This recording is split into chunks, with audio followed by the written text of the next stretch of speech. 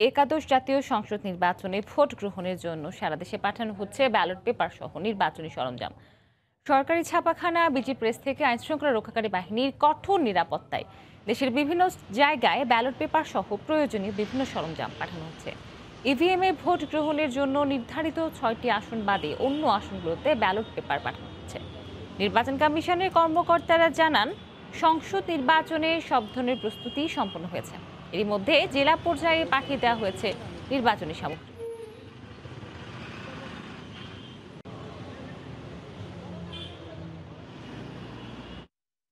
দেশের বিভিন্ন স্থানে পাঠানো হচ্ছে একাদশ জাতীয় সংসদ নির্বাচনের ব্যালট পেপার ও ইভিএম সরঞ্জাম।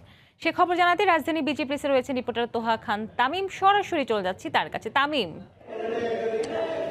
একাদশ জাতীয় সংসদ নির্বাচনের জন্য যে ধরনের প্রস্তুতি শুরু হয়েছে সেটি হচ্ছে নির্বাচন কমিশনের পক্ষ থেকে কিন্তু যে প্রস্তুতি রয়েছে আনুষঙ্গিক সেই প্রস্তুতি সম্পন্ন তারা করেছে। এবং যে বাকিটুকু যে রয়েছে, বিশেষ করে ব্যালট পেপার যে বিষয়টা, সেই ব্যালট পেপার আপনি দেখতে পাচ্ছেন যে আজকে রাজধানী তেজগাঁওয়ের যে সরকারি ছাপাখানা রয়েছে সেই ছাপাখানা থেকে ইতিমধ্যে ব্যালট পেপার যে বিভিন্ন আসনের জন্য নিয়ে যাওয়ার যে কার্যক্রম সেটি আসলে আনুষ্ঠানিকভাবে শুরু হয়েছে।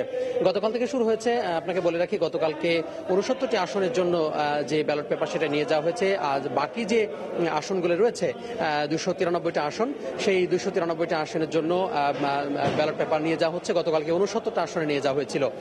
আর আজকে বাদবাকি যে আসনগুলো রয়েছে সেই আসনের জন্য ব্যালট পেপার এখন যে কার্গো যেই এইগুলো রয়েছে, ট্রাকগুলো রয়েছে, সেই ট্রাকে করে নিয়ে যাওয়ার যে ব্যবস্থাপনা সেটা শুরু হয়েছে।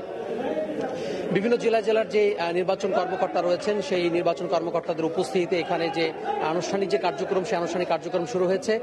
এখান থেকে যে ব্যালট পেপারগুলো কড়া নিরাপত্তার প্রহরায় এখান থেকে নিয়ে যাওয়া হচ্ছে। এখানে বিজিবির সদস্যরা রয়েছেন, পুলিশ রয়েছেন এবং অন্যান্য যে আইনশৃঙ্খলা সদস্য বাহিনী রয়েছে সেই আইনশৃঙ্খলা বাহিনীর সদস্যদের উপস্থিতিতে পুরোটা পথেই কিন্তু পুরোটা পথ জুড়েই কিন্তু আইনশৃঙ্খলা বাহিনীর যে প্রহরা সেইটির কিন্তু গাড়ির পেছনে এবং সামনে পুলিশ প্রহরা থেকে শুরু করে বিজিবিরা থাকবেন, বিজিবির সদস্যরা। তাদের উপস্থিতিতে নিরাপত্তার সহিত কিন্তু এই যে ব্যালট পেপার সেটি আসলে নিয়ে যাওয়া হবে। আর বলে রাখি সেটি হচ্ছে যে এই ব্যালট পেপার রিটার্নিং কর্মকর্তার কাছে নিয়ে যাওয়া হবে। রিটার্নিং কর্মকর্তা যে সহকারী রিটার্নিং কর্মকর্তা রয়েছেন তার কাছে বুঝিয়ে দিয়ে সহকারী রিটার্নিং কর্মকর্তা আবার যেই প্রিজাইডিং অফিসার রয়েছে সেই প্রিজাইডিং অফিসার আসন ভিত্তিক বা যেই আপনার কেন্দ্র ভিত্তিক যেই ব্যালট পেপার সেগুলি আসলে ভাগ ভাগ করে কেন্দ্রে পৌঁছে দেবেন। তো মোটামুটি বলা যায় যে এই যে ছাপাখানা, সেই ছাপাখানার যে কার্যক্রম সেটি এখন শুরু হয়ে গিয়েছে। আজকে 293 আসনের মধ্যে যে 69টি আসন গতকালকে নিয়ে যাওয়া হয়েছে, বাকি আসনের যে ব্যালট পেপার সেটি আসলে নিয়ে যাওয়া হচ্ছে। তো সব মিলে বলা যায় যে এখানে যেই ম্যাজিস্ট্রেট রয়েছেন, রিটার্নিং কর্মকর্তার পক্ষ থেকে যেই নির্বাচনী কর্মকর্তা আছেন, সেই নির্বাচনী কর্মকর্তার উপস্থিত থেকে নিজ নিজ জেলার জন্য যে ব্যালট পেপার সেটি আসলে বুঝে নিচ্ছেন। তো এই ছিল আমার হাতে সরকারি ছাপাখানার তেজগাঁও থেকে সবশেষ। একাদশ জাতীয় সংসদ নির্বাচনের ব্যালট পেপার ও ইভিএম সরঞ্জাম পাঠানো হচ্ছে দেশের বিভিন্ন স্থানে। সে খবর জানাতে বিজি প্রেস থেকে যুক্ত হয়েছিলেন সহকর্মী তোহা খান তামিম। চট্টগ্রাম 9 আসনে ভোট গ্রহণের জন্য ইভিএম এর সামগ্রী পৌঁছে গেছে। নির্বাচন কমিশনারের কার্যালয় থেকে ভোরে নগরীর জেলা ক্রীড়া সংস্থা জিমনেশিয়ামে ইভিএমগুলো আনা হয়। এখান থেকে 29 ডিসেম্বর বিকেলে রিটার্নিং কর্মকর্তার কাছ থেকে ইভিএম সেটগুলো বুঝে নিয়ে যাবেন সংশ্লিষ্ট প্রিজাইডিং অফিসাররা। চট্টগ্রাম 9 আসনে 144টি কেন্দ্রে মোট 920টি বুথ রয়েছে। প্রত্যেকটি বুথের জন্য 2 সেট করে মোট 1840টি ইভিএম সেট সরবরাহ করেছে নির্বাচন কমিশন।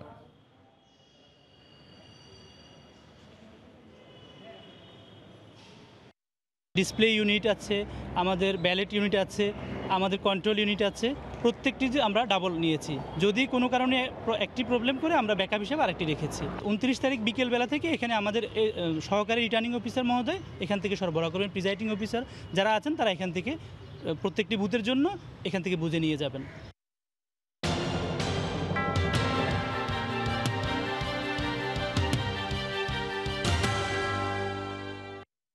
ঝিনাইদহ 3 আসনে বিএনপি নেতৃত্বাধীন জাতীয় ঐক্যফ্রন্ট জামায়াত নেতা মতিয়ার রহমানকে মনোনয়ন দিয়ে মুক্তিযুদ্ধের চেতনার সঙ্গে বিশ্বাসঘাতকতা করেছে বলে মনে করছেন সাধারণ ভোটাররা।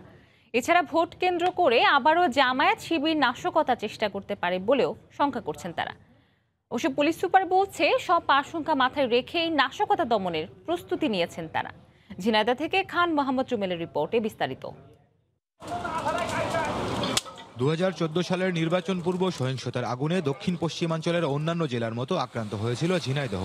2013 সালে প্রায় মাসব্যাপী চলা সহিংসতায় আগুন ভাঙচুরের পাশাপাশি ছিল পুলিশের উপর হামলা, ছিল পেট্রোল বোমা ছোড়ার ঘটনা। সহিংসতায় ওমর ফারুক নামে এক পুলিশ সদস্য সহ নিহত হয়েছিল কমপক্ষে 3 জন। ভোটাররা বলছেন এসবের পেছনে সরাসরি জড়িত ছিল জামায়াত শিবির কর্মীরা। তবে গেল কয়েক বছর তারা আত্মগোপনে ছিল। এবার জেলার মহেশপুর কোটচাঁদপুর উপজেলা নিয়ে গঠিত ঝিনাইদহ 3 আসনে বিএনপি নেতৃত্বাধীন জাতীয় ঐক্যফ্রন্ট থেকে 27 মামলার আসামি জামায়াত নেতা মতিয়ার রহমানকে মনোনয়ন দেয় আবারও আইন শৃঙ্খলা পরিস্থিতি অবনতির আশঙ্কা করছেন ভোটাররা। আমরা ওরকম সহিংসতা আর ফিরে যেতে চাই না। বাঙালি জাতির যারা বিরোধিতা করেছিলেন সেই সংগঠনের একটা মানুষকে ধানের শীষ প্রতীকে প্রণয় দেয় আমরা শঙ্কিত।